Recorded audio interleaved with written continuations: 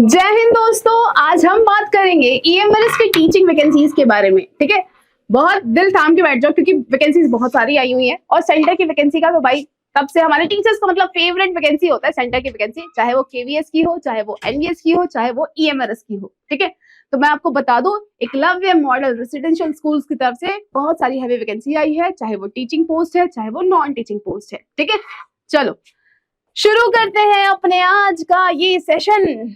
तो आज हम बच्चों डिस्कस करेंगे, बच्चों नहीं सभी लोग, रिस्पेक्टिव टीचर्स, आज हम डिस्कस करेंगे कौन कौन से वेरियस पोस्ट पे अपने पास वैकेंसी आई हुई है, क्या डिमांड किया गया है, क्या एग्जामिनेशन पैटर्न रहेगा, ठीक है, कितनी कितनी वैकेंसीज आई हुई है, हम सब कुछ बहुत डिटेल में डिस्कस करने वाले हैं। ठीक है, तो आप सब तैयार हैं? तो चलो ठीक है, शुरू करते हैं अपना ये सेशन। तो सबसे पहली बात करते हैं कितने नंबर ऑफ वैकेंसीज आई हुई हैं। तो आप देख सकते हैं ये कुछ वेरियस पोस्ट पे अपने पास वैकेंसीज आई हैं, कुल मिला जुला के अपने पास कितनी आई है, वे 7267 नंबर ऑफ वैकेंसीज आई हुई हैं। ठीक है, सेंटर पे इतनी वैकेंसी आना छोटी मोटी बात नहीं है। अभी कुछ दिनों में आपको केवीएस की वैकेंसी भी देखने के लिए मिलेगी, DSSS की वैकेंसी आपके सामने भी थी। ठीक है, कुछ दिन पहले चंडीगढ़ में जेबीटी के एग्जाम मतलब वैकेंसी आई हुई थी, ऐसे ही अपने को लाइन से और भी वैकेंसीज देखने के लिए मिलेगी। लेकिन देखो आपका क्या फर्ज बनता है, आपका फर्ज ये बनता है ना कि आपकी तैयारी अच्छी हो। ठीक है, तभी तो ये सारी वैकेंसीज का आप फायदा उठा पाएंगे। अदरवाइज तो ठीक है, वैकेंसी आती है, वैकेंसी जाती है, सिलेक्शन किसका होता है बच्चों?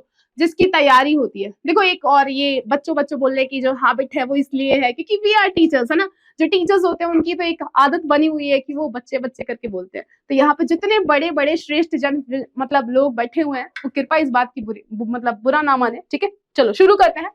सबसे पहली बात करते हैं प्रिंसिपल की।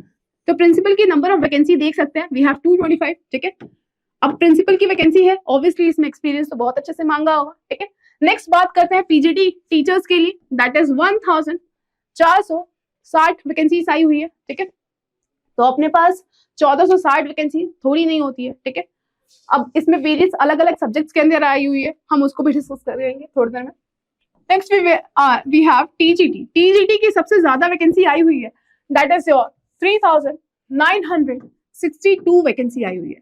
पर ये जो है ये वैकेंसी अपने पास कंबाइंडेड हम कह सकते हैं, इसके अंदर वेरियस अलग अलग सब्जेक्ट लाइक मैथ्स, हिस्ट्री, मतलब कौन सा सब्जेक्ट आपका है वो आप देख लीजिएगा, मैं आपको बता दूंगी। नेक्स्ट अपने पास बच्चों we have non teaching vacancies भी हैं, लाइक फीमेल नर्स के लिए, वार्डन के लिए, ठीक है, एंड वी हैव अकाउंटेंट के लिए, जेएसए के लिए एंड लैब अटेंडेंट के लिए। कुछ अपने पास नॉन टीचिंग वैकेंसीज भी हैं। फिलहाल आज हम बात करेंगे सिर्फ और सिर्फ टीचिंग वैकेंसीज के बारे में ही। ठीक है, कि क्या अपने पास एलिजिबिलिटी क्राइटेरिया होनी चाहिए, कितनी वैकेंसी आई हुई है, कौन कौन सा सब्जेक्ट टीचर के लिए आई हुई है, चलो देखते हैं। तो सबसे पहली बात, कुछ एक बेसिक स्ट्रक्चर पहले समझ लेते हैं कि जितने भी अपने पास वैकेंसी आई हुई है किसके लिए, for the post of TGT teachers. किसके लिए बच्चों? वी हैव टीजीटी टीचर्स के लिए आई हुई है। तो इनके लिए अपने पास क्या हुआ है, इसके लिए चाहिए अपने को एक बीएड चाहिए, ग्रेजुएशन तो मस्ट ही है। ठीक है, एंड सीटेट चाहिए। ठीक है, ओके।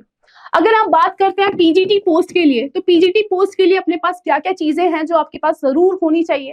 तो इसमें सबसे पहले दे रखा हुआ है, वी हैव बीएड होनी चाहिए। ठीक है, ग्रेजुएशन प्लस पोस्ट ग्रेजुएशन होना चाहिए, आपका जो भी सब्जेक्ट है उसमें ही। ठीक है, ओके, यहाँ पे सीटेट का डिमांड नहीं होता है। एक हमारे पास ऐसी वैकेंसी भी है जिसमें बीएड भी नहीं चाहिए, that is your TGT computer science. ये वैकेंसी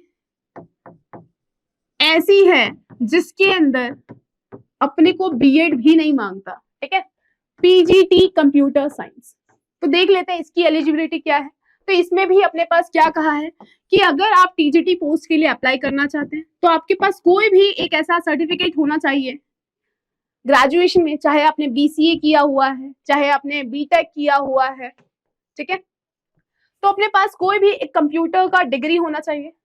ओके, अगर आप बात करते हैं पीजीटी के लिए तो ऑब्वियसली आपके पास एमएससी इन कंप्यूटर साइंस होना चाहिए, या फिर कोई ऐसा कोर्स होना चाहिए जो कि क्या है बच्चों, पोस्ट ग्रेजुएट कोर्स है। किसके लिए? कंप्यूटर टीचर के लिए।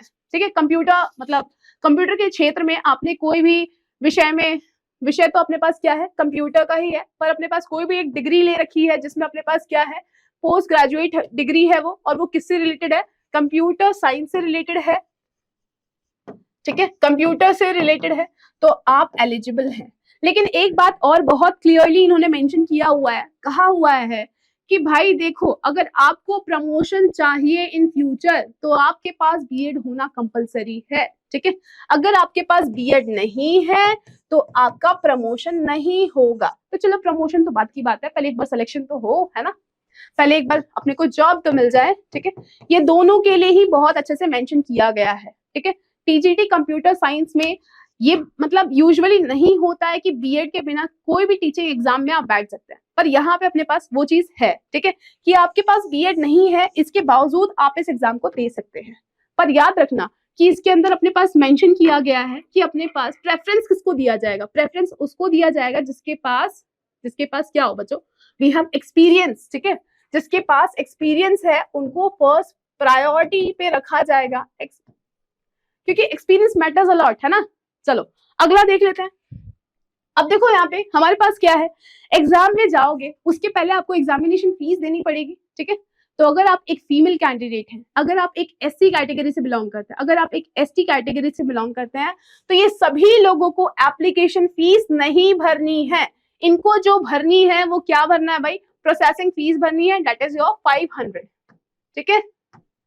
आजकल जीएसटी हर जगह पे लगा हुआ है, वैसे तो वैल्यू घटा हुआ है, पर कोई बात नहीं, यहाँ पे देखो दिख रहा है, प्रोसेसिंग फीस बस भरनी है। किसको भरनी है, कि अगर कोई फीमेल कैंडिडेट है, एससी कैंडिडेट है, एसटी कैंडिडेट है, या फिर पीडब्ल्यूबीडी कैंडिडेट है, ठीक है। तो ये सारे कैंडिडेट के लिए अपने पास एप्लीकेशन फीस तो शून्य है, लेकिन प्रोसेसिंग फीस कुछ ना कुछ है, तो ये अपने पास दे रखा है फीस। और जो रिमेनिंग कैंडिडेट हैं, जो फीमेल नहीं है, जो एससी नहीं है, जो एसटी नहीं है, जो पीडब्ल्यूबीडी भी नहीं है, यानी जनरल है और वो लड़के हैं, तो उन सभी को बच्चों फीस भरना है। प्रिंसिपल के लिए जो फीस है दैट इज योर 2500, ठीक है। टीजीटी और पीजीटी टीचर्स के लिए जो पोस्टें हैं उनके लिए बच्चों 2000, और जो रिमेनिंग नॉन टीचिंग पोस्ट है उसके लिए 1500 रुपए। ये अपनी एप्लीकेशन फीस की बात कर ली हम लोगों ने, ठीक है। किसी को कोई दिक्कत है तो कृपा करके मुझे कमेंट करके बताएं, ठीक है। चलो अब अगला देख लेते हैं अपने पास वैकेंसी के बारे में, कि यार कितनी कितनी वैकेंसी आई है। If we are talking about principal की वैकेंसी, तो प्रिंसिपल की वैकेंसी अपने पास दिख रहा है, पूरा सेक्शनली आपको मतलब जनरलाइज वे में बताया हुआ है कि जनरल के लिए कितनी होगी, ओबीसी के लिए कितनी होगी, एससी के लिए कितनी होगी, एसटी के लिए कितनी है, and total vacancy we have 225 vacancies आई हुई है प्रिंसिपल के लिए, ठीक है।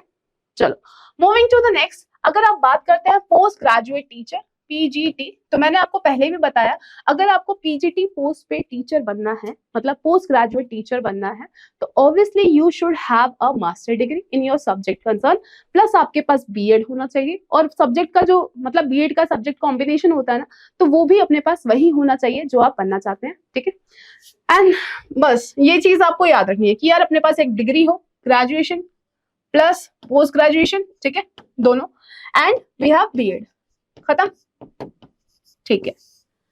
ओके, कौन कौन से सब्जेक्ट में आया हुआ है, तो that is your English, Hindi, maths, chemistry, physics, biology, history, geography, commerce, economics, computer science, ठीक है। कुल मिला जुला करके अपने पास कितनी वैकेंसी आई हुई है, दैट इज योर 1460 वैकेंसीज आई हुई है, अगर आप बात करते हैं पोस्ट ग्रेजुएट टीचर की। और आपको मालूम है कि post graduate teacher group B category में फॉल करता है और इनकी सैलरी बहुत ज्यादा अच्छी होती है, ठीक है। तो अगर आप एक ऐसे मतलब टीचर हैं जो आप सोच रहे हैं कि कोई एक अच्छी सेंटर की वैकेंसी आए, तो बच्चों इससे अच्छी नहीं हो सकती है, ठीक है। एकलव्य मॉडल रेसिडेंशियल स्कूल्स की खास बात ये होती है कि आपको एक बहुत ही अच्छी लाइफस्टाइल मतलब जीने का मौका मिलता है। आपको ऐसे दुनिया की पीपा से आप दूर रहेंगे, ठीक है। आप एक ऐसे इलाके में रहेंगे जहाँ पे बहुत ही अच्छा वातावरण मिलेगा। क्यों? क्योंकि ये स्कूल्स बना ही ऐसे गए क्षेत्र में है जहाँ पे अपने पास क्या होता है कि मतलब ट्राइबल फैमिलीज है, अपने पास ट्राइबल बच्चे हैं, ठीक है।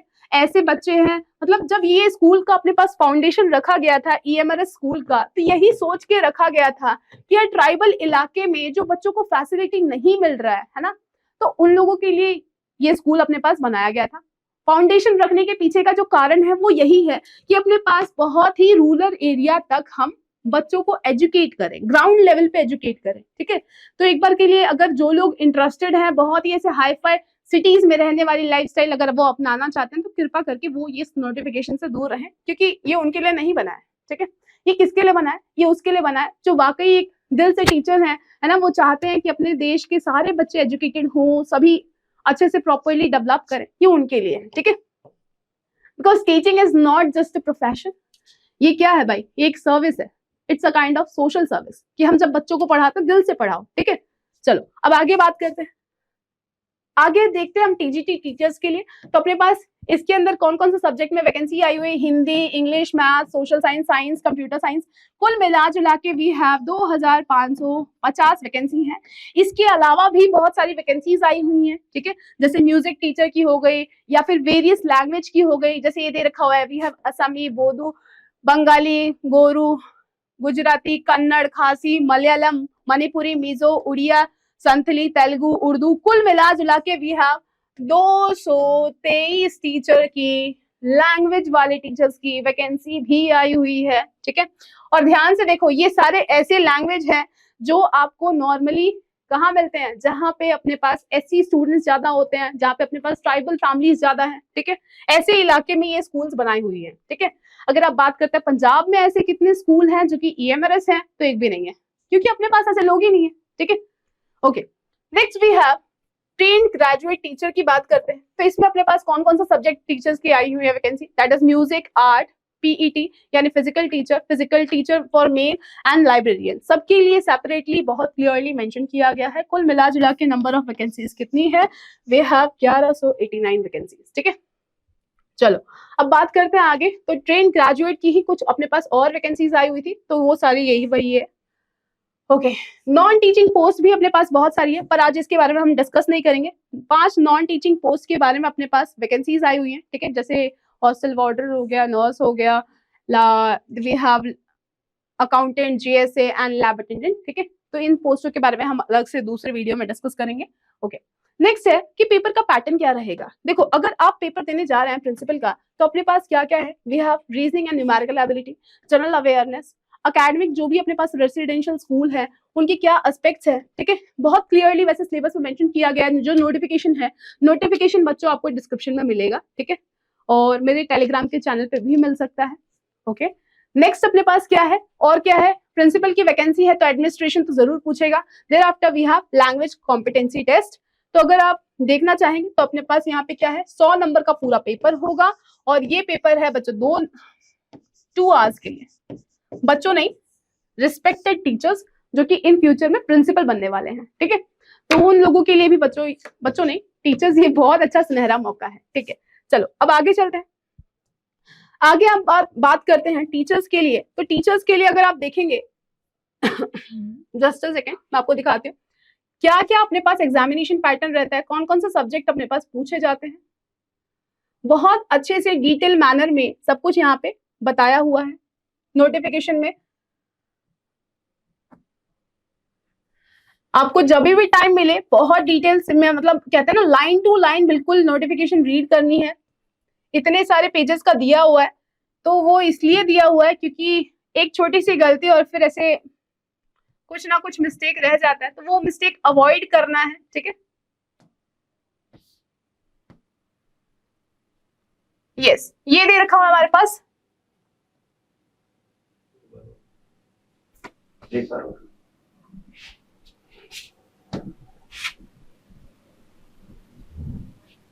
वन सेकेंड,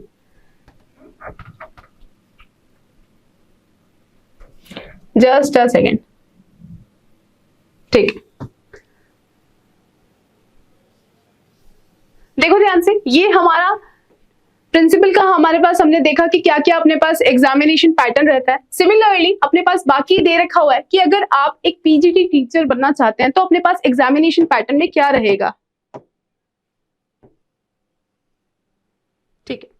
चलो यहाँ पे क्या दे रखा हुआ है कि पेपर में अपने पास सबसे पहला होगा अपना प्रिलिमिनरी टेस्ट होगा, ठीक है, जहां पे अपने पास आपको देखने के मिलेंगे ऑब्जेक्टिव टेस्ट, मतलब ऑब्जेक्टिव काइंड ऑफ क्वेश्चन। और पहली बात आपने याद रखना है कि यार जो एग्जाम होगा ये ऑफलाइन टेस्ट है, ठीक है। OMR शीट दिया जाएगा आपको जिसको आपने फिल करना होगा, ठीक है। ओके, तो इसके अंदर क्या क्या चीजें हैं वो भी देख लेते हैं, बहुत अच्छे से देख लेंगे ताकि कोई भी डाउट ना रहे।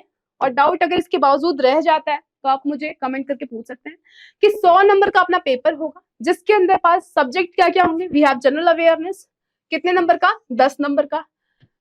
रीजनिंग 15 नंबर की। आईसीटी, आईसीटी क्या होता है, इंफॉर्मेशन कम्युनिकेशन टेक्नोलॉजी। आजकल हर जगह पे अपने को ऐसे टीचर चाहिए जो अपने को गूगल शीट भर पाए, ठीक है, बच्चों को प्रोजेक्टर से पढ़ा पाए। अपने को मॉडिफाइड टीचर चाहिए, ठीक है, ऐसे बहुत प्रिमिटिव काइंड ऑफ नहीं चलेगा। तो आपको आईसीटी की अच्छी खासी बच्चों नॉलेज होनी चाहिए, बच्चों नहीं टीचर्स, ठीक है, future teachers. We have teaching aptitude का यहाँ पे एक अच्छा खासा वेटेज है, वो कितना है, 30 नंबर का अपने पास सिर्फ और सिर्फ टीचिंग एप्टीट्यूड से क्वेश्चन आएगा। रीजन बिहाइंड कि हम एक ऐसे बच्चों को ट्रीट करने जा रहे हैं जो बच्चे बहुत ही मतलब क्या कहते हैं, बहुत ही बैकवर्ड एरिया से आ रहे हैं, तो ऑब्वियसली उनको काफी सारी बातें नहीं पता होगा। एज अ टीचर बहुत ही नर्म स्वभाव से आपको उनको पेश आना पड़ेगा, कभी गर्म भी होना पड़ेगा, क्योंकि चीजों को सिखाना जैसे यूजुअली होता है, ठीक है। तो इसीलिए अपने पास टीचिंग एप्टीट्यूड का यहाँ पे अच्छा खासा वेटेज रखा गया है। नेक्स्ट अपने पास जो डोमेन लैंग्वेज है, मतलब जो भी आपका, आप साइंस के टीचर बनना चाहते हैं तो साइंस का एग्जाम होगा, मैथ्स के टीचर बनना चाहते हैं तो मैथ्स का एग्जाम होगा, ठीक है। तो ये दे रखा है डोमेन नॉलेज के अंदर अपने पास किस तरीके के सवाल होंगे, तो ये दे रखा हुआ है अपने पास कैसे सवाल होंगे। That is your experiential activity based pedagogy and case study kind of questions अपने पास देखने के लिए मिलेंगे, ठीक है। इसके अलावा आपको एक जो बात बहुत अच्छे से ध्यान में रखनी है वो क्या याद रखना है कि यहाँ पे अपने पास देखो एनईपी के लिए, that is new education policy के लिए स्पेशली 10 मार्क्स का दे रखा हुआ है। तो न्यू एजुकेशन पॉलिसी तो अपने टिप्स पे है, बाकी एक बार और अच्छे से रिवाइज कर लीजिए इसको ताकि कोई दिक्कत ना आए, ठीक है। एक्सपीरियंशियल एक्टिविटी बेस्ड पेडागोजी जो आएगा वो पूरे 20 नंबर का है, ओके। अब देखो ध्यान से, पेपर पूरे 2-2.5 घंटे का है, ओके। जिसका अपना प्री क्वालिफाई होगा। एक और चीज, एक बात और यहाँ पे ध्यान में रखना है कि यहाँ पे क्या है, एक लैंग्वेज कॉम्पिटेंसी बेस्ड टेस्ट है। ये अपने पास एक काइंड ऑफ कहते हैं ना कि हिंदी और इंग्लिश इज कंपलसरी, कि यार ये तो आना ही चाहिए, तो इसीलिए अपने पास ये टेस्ट रखा गया है। हिंदी एंड इंग्लिश इसका कट ऑफ से कोई वास्ता नहीं है, पर ये एग्जाम अपने पास क्वालिफाई जरूर करना पड़ेगा, ठीक है। इसमें अपने पास इंग्लिश पूरे 10 नंबर की होगी और हिंदी पूरे 10 नंबर की होगी। कुल मिला जुला के आपको 8 नंबर स्कोर करना है। अगर आप 8 नंबर स्कोर नहीं कर पाते तो ये सबका कोई फायदा नहीं है, ये ऊपर वाला कोई टेस्ट चेक ही नहीं होगा, ठीक है। तो मतलब इसको अपने को क्वालिफाई तो जरूर करना है, और अगर आप इसमें बहुत अच्छा स्कोर करते हैं तो उससे कोई मतलब नहीं है। क्यों? क्योंकि इससे अपने पास कट ऑफ नहीं डिसाइड होगा। क्लियर है सभी को? किसी को कोई दिक्कत होगी तो बताना, ओके। चलो आगे देख लेते हैं क्या कहता है। टीयर 2 के लिए उन्हीं को बुलाया जाएगा जिन्होंने टीयर 1 को क्वालिफाई किया है, ठीक है। एंड देयर आफ्टर जब टीयर 2 भी क्वालिफाई हो जाता है तो ऑब्वियसली अपने पास फिर होगा एक इंटरव्यू टेस्ट, जहां पे आपको क्वेश्चंस पूछे जाएंगे आपके सब्जेक्ट रिगार्डिंग, कि आपको बच्चों को कैसे पढ़ाएंगे, कैसे हैंडल करेंगे, वेरियस अलग अलग इस तरीके से सिचुएशन दिए जाएंगे ताकि पता चलेगा कि यार आपकी सोच क्या है, ठीक है, और आप कैसे बच्चों को इन फ्यूचर में हैंडल करने वाले हैं, ओके। अगर आप बात करते हैं टीजीटी टीचर्स के लिए तो अपने पास हमने ये सारा कुछ देख लिया कि क्या क्या अपने पास पेपर पैटर्न रहेगा, ठीक है, कितना क्वालिफाई करना है। अच्छा, अभी हमने जो डिस्कस किया वो पीजीटी टीचर के लिए किया था, अब टीजीटी के लिए कर लेते हैं। तो अपने पास टीजीटी के लिए क्या चीज है,